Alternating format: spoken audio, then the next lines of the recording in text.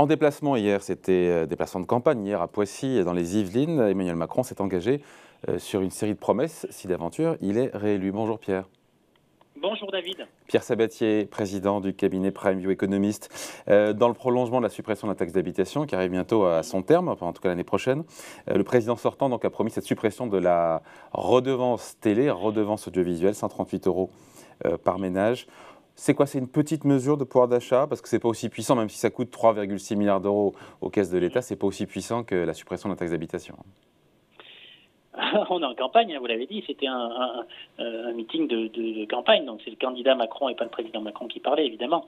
C'est une mesure...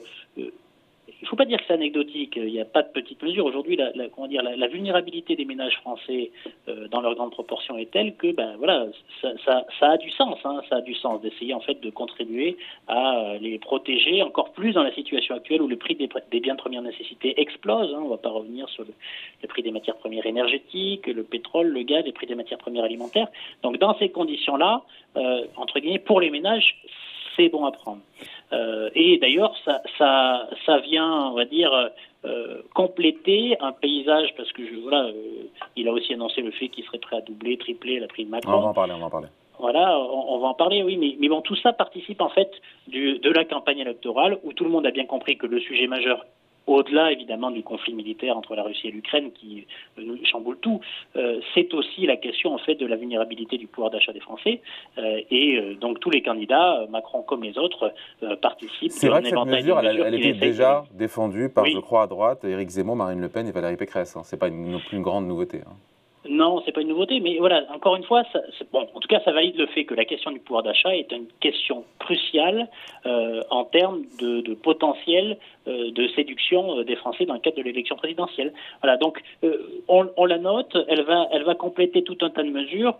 Pour nous, la vraie question fondamentale, c'est est-ce que c'est suffisant pour contrebalancer la grande difficulté dans laquelle nous nous trouvons aujourd'hui à travers l'augmentation des prix des matières premières qu'on l'Europe prend en pleine face, France y compris, et est-ce qu'elle va nous permettre de résister, à savoir de ne pas tomber, parce que là la question se pose en fait de l'impact de la crise actuelle sur la croissance française. Je crois que les gens sous-estiment complètement l'impact délétère que ça pourrait avoir là-dessus. Donc est-ce que ce type de mesure... Olivier Dussopt, ministre des Comptes publics, qui était ce matin sur Sud Radio, a dit « La prévision de 4% de croissance pour cette année, il est encore trop tôt pour la remettre en cause. » Non mais c'est une blague, j'espère. Il l'a dit en tout cas. Mais pas sur le ton de la blague. Non mais c'est trop tôt.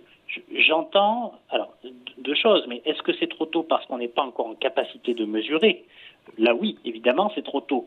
Mais est-ce que c'est trop tôt pour affirmer le fait qu'on ne l'atteindra pas? La réponse est évidente. Ouais. La réponse est qu'on ne l'atteindra pas. C'est-à-dire qu'il faut avoir en tête que la richesse qu'on crée dans un pays, elle repose entre 50 à 70% sur la consommation des ménages.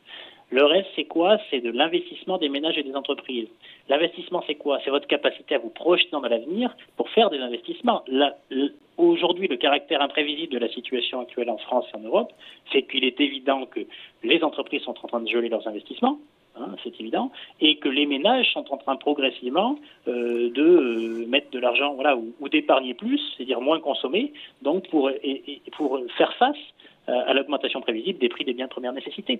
Donc vous comprenez bien qu'on a une forme de conjonction de facteurs qui fait que rester encore sur cette prévision, ou laisser entendre qu'il soit possible de l'atteindre, nous paraît assez... c'est hors de portée. Et on serait plutôt sur quoi d'ailleurs Alors là, pour le coup, là je souscris, c'est-à-dire que c'est trop tôt.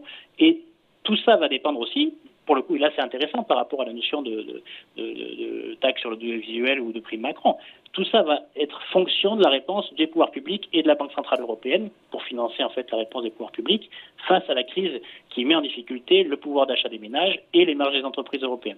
Donc je ne peux pas y répondre, puisqu'on n'a pas encore la liste des mesures qui seront mises en place pour répondre à cette situation critique. Et si la BCE sera d'accord pour la financer aussi Elle le sera. Alors là, pour le coup, vous savez, déjà, on n'était pas très convaincus pour des raisons d'ordre politique, où vous savez que si vous laissez entendre aux investisseurs internationaux que la Banque centrale européenne va laisser le marché agir tout seul, vous avez déjà vu, avant même la crise et le conflit entre la Russie et l'Ukraine, l'impact que ça avait sur l'écart de taux entre les pays comme l'Allemagne ou l'Italie. Donc avant même le conflit, la Banque centrale européenne était un peu pieds et mains liés et ne pouvait pas vraiment sortir de sa politique pour des questions de risque politique, de fragmentation de la zone euro, de sa politique monétaire très accommodante. Aujourd'hui, vu la situation actuelle et la nécessité qu'ont les États de soutenir les ménages et les entreprises européennes au regard en fait de la vague qu'on est en train de prendre, il est évident que la Banque centrale européenne n'aura pas d'autre choix. Et là, je vais prendre un risque de réaugmenter la taille de son bilan. C'est-à-dire que face à l'augmentation des déficits publics prévisibles, moins de recettes fiscales et plus de dépenses à assumer dans le domaine de la défense, dans le domaine de l'indépendance et l'autonomie énergétique. Donc ça va. Je ne suis pas sûr qu'elle le dira comme ça cette semaine, hein, la BCE qui se réunit. Non, peut-être pas, mais c'est pour ça que j'aime discuter avec vous. C'est-à-dire qu'on essaye de se projeter un peu plus loin que la semaine qui vient. Mais il ne fait aucun doute que les États européens auront besoin en fait du soutien de la Banque centrale européenne pour faire face aux difficultés en fait que nos pays vont rencontrer, sont en train de rencontrer et vont rencontrer dans les semaines à venir. Donc, la vraie question, et donc à votre question, est-ce qu'il est capable aujourd'hui de mesurer? Non, parce que ça sera fonction de la qualité de la réponse des pouvoirs publics à protéger d'une certaine manière les ménages européens et les entreprises européennes de ce qu'on est en train de subir, à savoir un choc d'offres majeur qui révèle aussi quand même le degré d'impréparation des Européens par rapport à des blocs comme la Chine d'un côté, les États-Unis de l'autre, qui s'étaient déjà préparés depuis longtemps. Pierre, dans les promesses hier de pouvoir d'achat du candidat Macron, il y avait donc ce triplement de cette prime Macron qui aujourd'hui est de 1 000 € maximum, désocialisée, défiscalisée sans impôt ni cotisation, donc possiblement jusqu'à 3 000 €. C'est une vraie mesure de pouvoir d'achat, ça, ou pas? Ah bah oui, c'est une mesure. Alors, deux remarques. C'est une mesure de pouvoir d'achat. Alors en plus, elle est pratique, évidemment, mais elle est pratique parce qu'en plus, ça s'appelle la prime Macron. Quand vous êtes à la veille de l'élection, il a bien fait de ne pas l'appeler la prime pour le pouvoir d'achat.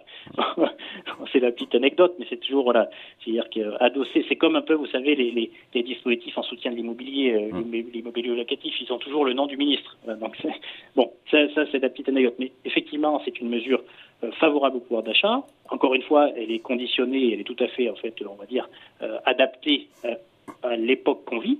Mais attention, c'est une prime défiscalisée, mais quand même supportée par les entreprises. Donc, l'efficacité de cette prime, le fait qu'elle soit versée, sera aussi fonction de la manière dont vont évoluer nos entreprises et leur capacité à continuer à générer des profits dans le monde dans lequel on vit depuis maintenant de 15 jours. Donc, le fait qu'elle devienne effective, alors tout ça, je vais encore un peu plus loin pour là où vous compreniez parfaitement, dire que quand on dit que nos entreprises sont en train de geler leurs investissements parce qu'elles ont à nouveau du mal à se projeter au regard du monde dans lequel on vit, eh bien, verser la prime Macron 3 fois supérieure à ce qui était possible aujourd'hui, c'est aussi, entre guillemets, dépenser des choses que vous auriez pu thésauriser pour une entreprise pour faire face à des jours plus sombres ou à des moments plus difficiles. Donc là, va se poser la question de la capacité qu'auront les entreprises françaises à se saisir de cette capacité. Donc en gros, c'est une mesure qui est évidemment qui concourt au fait que Macron se positionne en soutien du pouvoir d'achat des ménages. Du coup, pardon, Pierre, ce qui est vrai, c'est que ces mesures, elles sont assez simples, elles sont plutôt identifiables, elles sont populaires. Oui. La question, c'est est-ce qu'elles sont puissantes, quoi. Elles sont électoralement puissantes. Alors, et encore une fois, là malheureusement, je serais en train, si on était toutes choses égales par ailleurs il y a 3 ou 4 semaines, j'aurais tendance à vous dire que la situation de l'économie française faisait qu'elles auraient été relativement utilisées.